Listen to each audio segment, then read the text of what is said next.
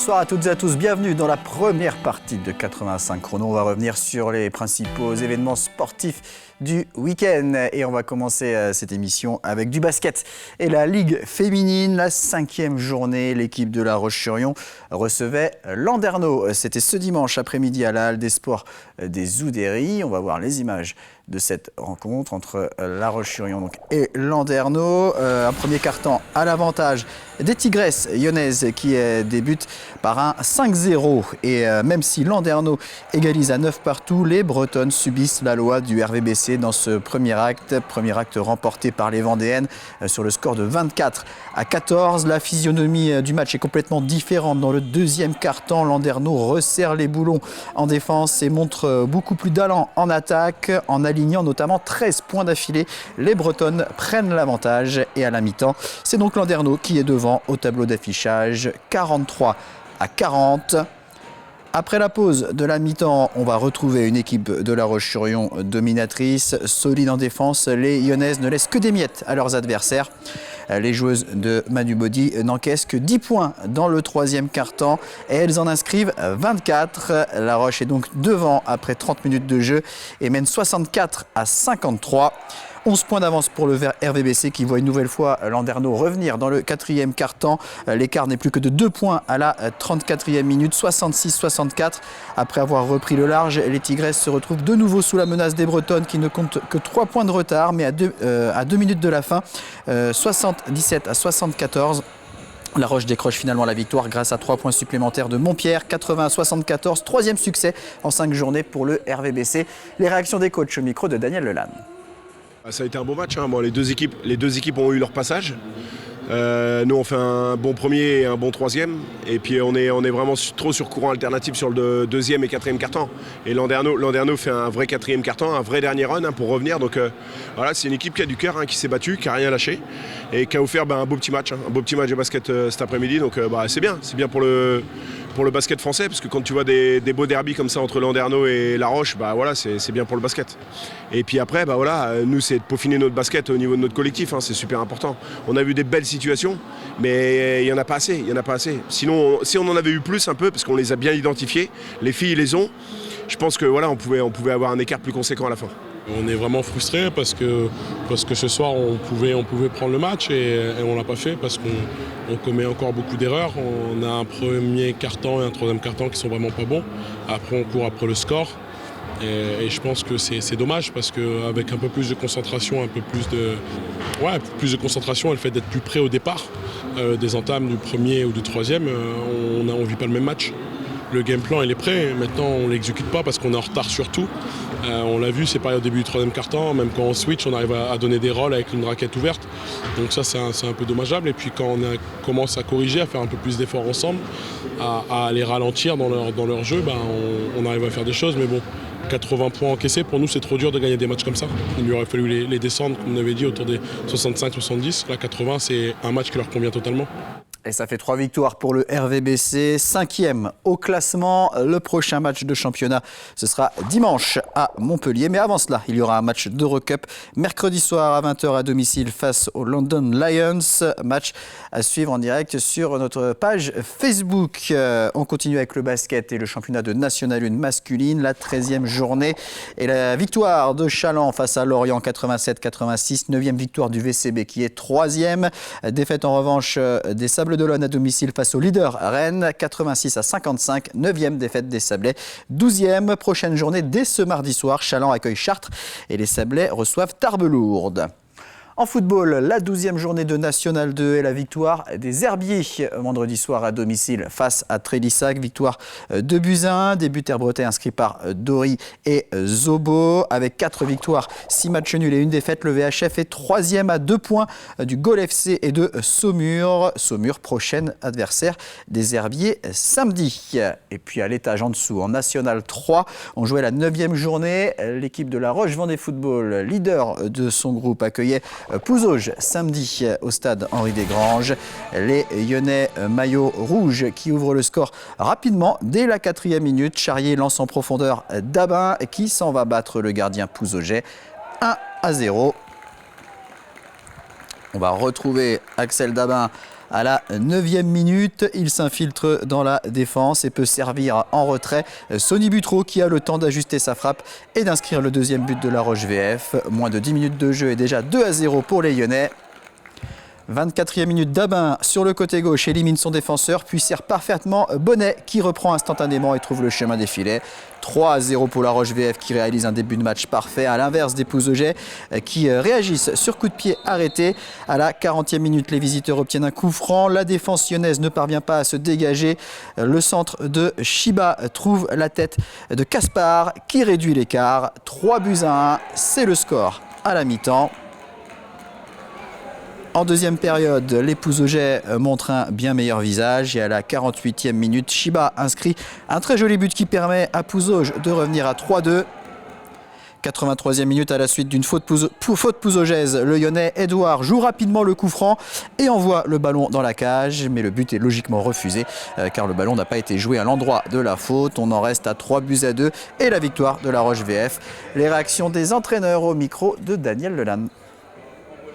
Au bout de 21 minutes, on se demandait à combien ça allait finir, parce qu'on prenait des vagues dans tous les sens, puis on a su se ressaisir. On a changé un tout petit peu le système. On a su se ressaisir, on revient à 3-1.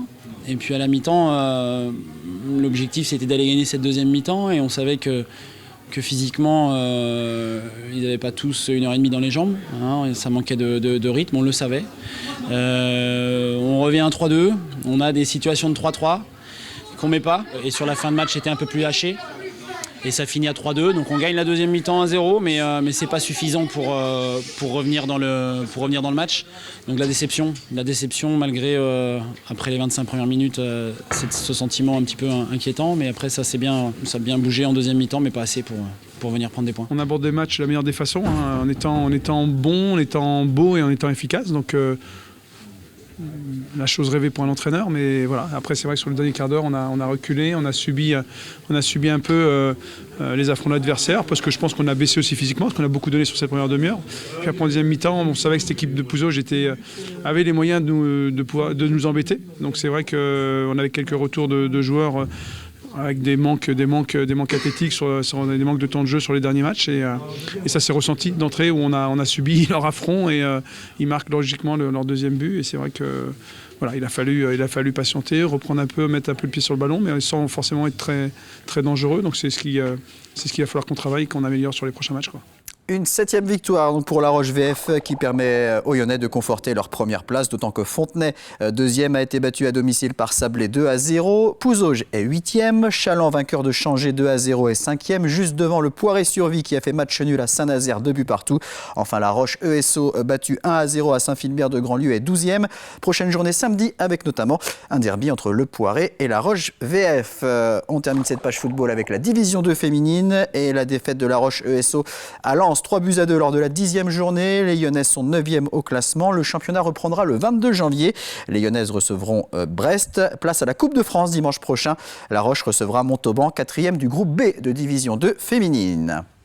Des images de tennis maintenant avec le championnat de France par équipe et l'équipe féminine du TEY reléguée de Pro A en Pro B qui jouait son deuxième match ce dimanche, le premier à domicile après une victoire à Villiers-le-Bel 4-2. Les Lyonnaises recevaient Arras au Terre Noire, Arras équipe promue. On rappelle le déroulement de ces rencontres, 4 matchs simples et 2 doubles. Du côté des simples, Audrey Albier, numéro 17, s'est imposée face à Julie Goguery, moins 15 en 2-7, 6-2, 6-3. Victoire également de Marine Partot, numéro 21, face à Justine Pisson, moins 4-6. Elle s'impose en 2-7, 6-2, 6-2. Mallory Noël, numéro 25, s'est inclinée au super tie-break face à Sophie Oyen, 6-4, 2-6, 17. Enfin, la Lyonnaise Théo Gravouille, numéro 30, a remporté son duel face à Michaela Boev, qui est classée moins 4-6. Elle s'impose en 2 manches, 6-2, 6-0. Le TEY mène donc 3-1 à l'issue des simples et a fait ensuite carton plein sur les 2 rencontres en double. Angela Fita Boluda et Mallory Noël se sont imposées face à Julie Goguery et Michaela Boev au super tie-break 6-4, 3-6, 10-4, tandis que le duo Audrey Albier-Marine Partot a dominé Justine Pisson et Sophie Oyen en 2-7, 7-6, 6-2. Ça fait donc 2 victoires en 2 journées pour l'équipe de Mathieu Incourt. On va écouter justement la réaction du capitaine du tennis en tant lyonnaise au micro de Sandrine Pelletier. On jouait contre l'équipe la plus forte du groupe. Donc nous, après avoir gagné notre première rencontre 6-0, avoir fait match nul la semaine dernière contre Plaisir, bon, on se doutait que ça allait être une rencontre difficile. Bon, les matchs de simple l'ont prouvé. Je pense que bon, les scores sont révélateurs hein, des matchs qui se sont disputés. On est mené 3-1 après les simples. Par contre, on a un petit regret sur les doubles. Bon, on perd un double au super tie-break, le double 1 au super tie-break. Bon, ça aurait pu... voilà, à partir du moment où super tie-break, même si ça fait 10-4, je crois, bon, il n'y a pas photo sur le super tie-break. Par contre, de l'autre côté, les filles mènent 5-1. Bon, il y a une balle litigieuse. Mais bon, c'est un fait de jeu, hein, c'est comme ça. Très bonne journée, hein, la victoire, 5-1, c'est ce qu'on espérait, c'est ce qu'on attendait d'aujourd'hui. Ouais, le but, de toute façon, est clair, c'est de gagner tous les matchs. Le but, c'est de remonter en Pro A. Donc voilà, on l'a fait la semaine dernière, victoire à Le Belvilliers. Donc on attendait cette victoire chez nous contre Arras. Il y a eu des difficultés particulières? Le match de Mallory, ouais, malheureusement pour nous, elle perd au super tie-break. Après, super tie-break, je dirais c'est un peu comme les tirs au but au foot, où voilà, c'est un peu la loterie, on va dire, une chance sur deux. Après, les autres filles ont bien assuré, je crois, leur match en gagnant assez largement. Et le tennis Saint-Antoinaises est donc en tête de cette poule A, à égalité avec Plaisir et Arras qui comptent un match en plus. Prochaine journée ce mercredi, les Lyonnaises joueront à Plaisir et elles termineront le championnat dimanche à domicile face à Mulhouse. En ring hockey, 8e journée de National 1 Elite et le match nul de la Vendéenne sur le terrain de Nantes, 4 buts partout. L'équipe de La Roche-sur-Yon est 7e. Lourde défaite du Poiré-sur-Vie à domicile face à Dinan-Quévert, 10-1. Le Poiré, 12e et dernier avec toujours 0 points. Le championnat reprendra le 14 janvier. Pour la Vendéenne, place au deuxième tour de l'Euroleague les 16, 17 et 18 décembre prochains en Allemagne. En rugby, on jouait la 9e journée de Fédéral 3 et le FC Lyonnais s'est imposé d'un petit point sur le terrain d'Angers, 21-20. 8e victoire en 8 matchs pour le FCY, donc leader devant les Sables. Les Sablais qui sont allés battre Parthenay 16-13. La prochaine journée de Fédéral 3, ce sera dimanche. Les Sablais se déplaceront à Chinon et le FCY ira jouer à Choret. Du handball maintenant avec la Nationale 2 féminine, la 8e journée et l'équipe 2 de La Roche-sur-Yon qui affrontait Mamers à domicile. Défaite des Lyonnaises 21-18, ça fait 3 victoires et 5 défaites pour La Roche, 7e au classement. Prochain match samedi à Saint-Sébastien-sur-Loire. Et puis toujours en handball, quelques images de Nationale 3 masculine avec la 10e journée. Et après 2 belles victoires face à l'Union Sud-Mayenne-Huissery et à Orléans, les 2 premiers du classement, le Slam affrontait le RAC de Nantes samedi soir à la salle Omnisport d'Aubigny. La première mi-temps a été équilibrée. Le Slam en rouge est devant au tableau d'affichage, mais rarement avec plus d'un but d'avance. 5-4 à la 11e minute, 19 à la 20e. Les Nantais prennent pour la première fois l'avantage à la 25e minute. Ils mènent alors 13-12. Et à partir de là, le Slam ne parvient plus à repasser devant. Nantes réussit à faire le break et mène donc de 2 buts à la mi-temps, 16-14. Le début de deuxième mi-temps est totalement à l'avantage des visiteurs. L'équipe du Slam n'arrive pas à se remettre dans le bon rythme. Dans les 8 premières minutes de la seconde période, les Vendéens encaissent 4 buts sans en marquer un seul. Ça fait donc 20-14 pour Nantes. Le Slam qui ne parvient pas à retrouver le niveau de jeu de ses 2 dernières sorties et qui se fait punir 26-20 pour Nantes à 10 minutes de la fin. Des Nantais qui maintiennent leurs adversaires à distance jusqu'à la fin de la rencontre. Le Slam s'incline finalement 28-21. Une contre-performance qui contraste avec le visage affiché ces dernières semaines. On écoute les entraîneurs au micro de Sandrine Pelletier. On a plutôt été sérieux, je trouve, défensivement, en particulier en deuxième mi-temps, où on prend que 2 ou 3 buts, je crois, en un quart d'heure. On a senti l'équipe en face assez fébrile en attaque. On a récupéré pas mal de ballons, ça nous a mis en confiance. Après, nous, on sortait de match compliqué. On a joué ce match sans pression et ça nous a réussi. Bon, voilà, plutôt, évidemment, pour nous, c'est un excellent résultat. On a été nuls. Voilà, on a été nuls. On s'est pris pour d'autres et voilà. On restait sur 2 matchs plus qu'intéressants. On avait gagné chez le premier et chez le deuxième. Et je pense que ça fait tourner la tête à certains qui ont cru que ça serait facile. Et voilà, rien n'est facile dans le hand. Si on ne met pas les ingrédients, on perd. Après, l'arbitrage, c'est pas ce qui explique la défaite, mais l'arbitrage aide vraiment pas le match. Nous aide pas nous, aide pas le match. Voilà. Et pour moi, ils n'ont pas fait ce qu'ils avaient à faire. Je pense qu'on n'a pas abordé le match comme il fallait. Je pense que voilà. On avait bien travaillé pourtant dans la semaine, mais on était d'accord pour se dire qu'il fallait continuer avec l'intensité, l'impact, et on n'a pas mis d'intensité, on n'a pas mis d'impact en défense. Il n'y avait pas d'entraide, il n'y avait pas de solidarité, on loupe des tirs, on perd des ballons, voilà, qu'on n'a pas le droit. Donc à un moment, le hand c'est ça. On peut être plus fort que l'adversaire, mais si on n'est pas bon dans les fondamentaux, on ne peut pas gagner un match.